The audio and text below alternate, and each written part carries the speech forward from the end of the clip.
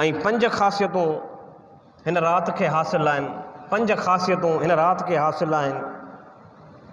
पहिरीं ख़ासियत आहे त हिन रात में हर हिकमत वारे कम जो फ़ैसिलो कयो वेंदो आहे, यानी तक़दीरी फ़ैसिला कया वेंदा आहिनि। ॿी ख़ासियत आहे त हिन में जेको इबादत करे थो उनखे वॾी फ़ज़ीलत हासिल आहे। नबी रहमत सल्लल्लाहु अलैहि वसल्लम इरशाद फरमाए, क़ाल रसूलुल्लाह सल्लल्लाहु अलैहि वसल्लम, मन सल्ला फ़ी हाज़िहि लैला मिअत रकअतिन अर्सलल्लाहु इलैहि मिअत मलकिन सलासून युबश्शिरून बिल जन्ना व सलासून युअम्मिनूनहु मिन अज़ाबिन नार व सलासून यदफ़ऊन अन्हु आफ़ातिद दुनिया व अशरतुन यदफ़ऊन अन्हु मकायिदश शैतान। नबी करीम सल्लल्लाहु अलैहि वसल्लम फरमायो तो जेको इन रात में 100 रकातूं निमाज़ अदा थो करे, जंहिंखे सलातुल ख़ैर चयो वेंदो आहे, उन जा 2 तरीक़ा आहिनि। या त माण्हू 100 रकातूं पढ़े, 50 नफ़ल हर रकत में जेको आहे सो 10 दफ़ा कुल वल्लाह शरीफ़ पढ़े, या 10 रकातूं पढ़े, हर रकात में 100 दफ़ा कुल वल्लाह शरीफ़ पढ़े, जेको तबियत जी मिज़ाज में अचे। तो मोहम्मद करीम सल्लल्लाहु अलैहि वसल्लम फरमाए त इन जी इबादत ऐं फ़ज़ीलत जो सवाब इहो आहे जो अल्लाह रब्बुल आलमीन उन पढ़ण वारे शख़्स ॾांहुं पंहिंजनि 100 मलाइकनि खे नाज़िल फरमाईंदो आहे। 100 मलाइक नाज़िल फरमाईंदो आहे, जंहिंमां 30 अल्लाह जा मलाइक उन निमाज़ पढ़ण वारे बाने खे जन्नत जी बशारत ॾींदा आहिनि, ऐं 30 अल्लाह जा मलाइक उनखे अज़ाब जे जहन्नम जे अज़ाब खां महफ़ूज़ रखंदा आहिनि, ऐं 30 अल्लाह जा मलाइक दुनियावी मुसीबतूं जेके उन जे आॾो ईंदियूं आहिनि या अचण वारियूं हूंदियूं आहिनि या नाज़िल थियण वारियूं हूंदियूं आहिनि, उहे अल्लाह जे हुकुम सां 30 मलाइक सगोरा उन्हनि जो दिफ़ा कंदा आहिनि, उनखां उनखे महफ़ूज़ रखंदा आहिनि, उनखे उनखां बचाईंदा आहिनि। ऐं 10 अल्लाह जा मलाइक वरी उन्हीअ मोमिन मुस्लमान खे शैतानी वसवसात खां, शैतानी हमलनि खां, शैतान जी चालुनि खां उनखे महफ़ूज़ रखंदा आहिनि। ऐं 3 ख़ासियत आहे त हिन राति में अल्लाह रब्बुल आलमीन जे रहमत जो कसरत सां नुज़ूल थींदो आहे। ऐं 4थी ख़ासियत आहे जो रब्बुल आलमीन हिन राति में कहिड़ो बि गुनहगार छो न हुजे, सची दिलि सां, सची तौबे सां पंहिंजे परवरदिगार सां, मुंहिंजा मौला तूं हिकु आहीं, हिकु हुए, हिकु ई रहंदे, जहिड़ो हुए जहिड़ो आहीं तहिड़ो ई रहंदे, ऐं तुंहिंजे हुज़ूर में तौबे ताए थो थियां। तौबे जो मतिलबु इहो आहे त जेको करे चुको आहियां आईंदा न कंदुमि, जेको करे चुको आहियां आईंदा न कंदुमि। असांजी सिंधीअ में अस्तग़फिरुल्लाह अस्तग़फिरुल्लाह तौबा तौबा तौबा वरी साॻियो ई कमु, ईअं कोन्ह थींदो आहे। इहा तौबा न आहे, इहा हिकिड़ी आदत आहे। सो असली तौबा इहा आहे त जेको बानो जेको करे चुको, अल्लाह साईं तौबे जी तौफ़ीक़ अता फरमाए असां सभिनी मुस्लमाननि खे, ऐं तौबे खे बि रब्बुल आलमीन क़बूल फरमाए। त फरमाए जेको तौबे थो करे, पोइ चाहे उहो कहिड़ो बि गुनहगार हुजे, रब्बुल आलमीन हिन राति में इन तौबे जे सदके उनखे बि रहमत वारनि बाननि जे फ़हरिस्त में शामिल थो फरमाए।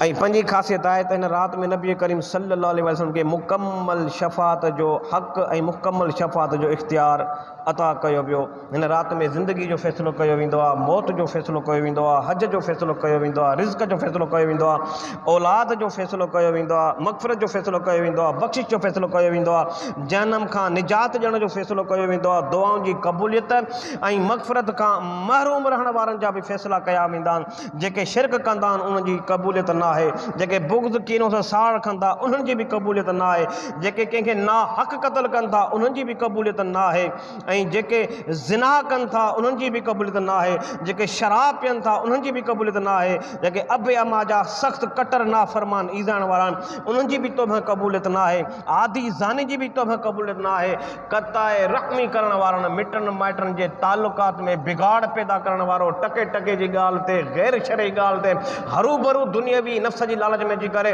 रिश्तनि खे धूड़ ऐं छाईअ में दुधड़ में विझणो आहे, नथो ॻाल्हाई धूड़ पड़। अहिड़े क़िस्म जा रवैया तालुकात अक्सर मुआशिरे में ॾिठो थो वञे। पढ़िया लिखिया माण्हू बि इन ये मर्ज़ ऐं वबा जो शिकार थी चुका आहिनि। फरमायो त जेको तालुकात खे ख़राब करे ऐं क़ता तालुकात करे, माना कंहिं बि क़िस्म जो राब्त ज़ब्त न रखे, बिल्कुलु उफट न ॻाल्हाए, फरमाए त अहिड़नि जी बिन राति में बख़्शिश न आहे जेसीं ताईं अल्लाह जो हुज़ूर में सची दिलि सां तौबा नथा कनि। नंबर 8, जेके मुजस्मा ठाहिनि था, माण्हुनि जी शिकिलनि जा मुजस्मा ठाहिनि था, ख़्याली मुजस्मा ठाहिनि था, या उन जी पोइ इबादत जे करे जीअं बुत, या एहतराम ऐं ताज़ीम जे करे फ़ोटोग्राफी कनि था, फरमाया इहो हराम आहे। ऐं ईअं करण वारा बिन राति जे रहमतुनि खां जेको आहे सो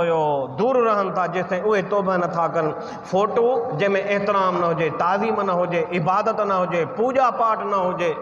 उन खां अलावा जेकॾहिं आहे त ठीकु आहे, पर जेकॾहिं इबादत जो उनसुर आहे, एहतराम ऐं ताज़ीम जे लाइ कयो थो वञे त हमेशह यादि रखो जेकॾहिं फ़ोटू अॻियां हूंदो निमाज़ कान थींदी। मुंहिंजा भाउ,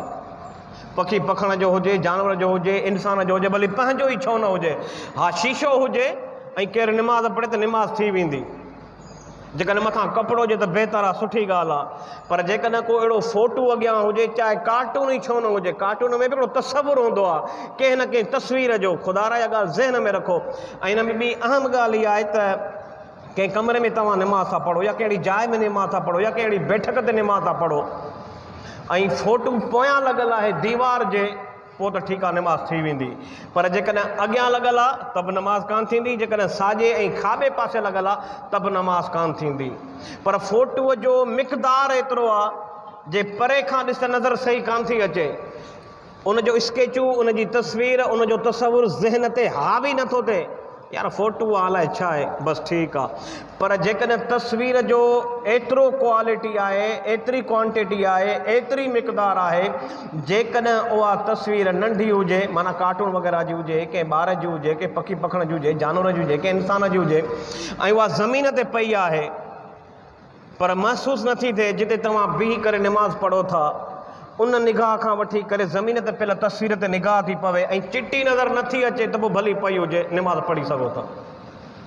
पर जेकॾहिं एतिरी तस्वीर आहे जो उते बीठे बीठे तव्हांजी निगाह तस्वीर ते पवे थी ऐं महसूसियत हा हीअ तस्वीर ई आहे, उन सूरत में बि निमाज़ जाइज़ न आहे। तंहिंजे करे माना फरमायो त अहिड़नि खे बि हिन राति में बख़्शिश नथी मिले। हा, तौबा जो दरवाज़ो हर वक़्तु खुलियल आहे,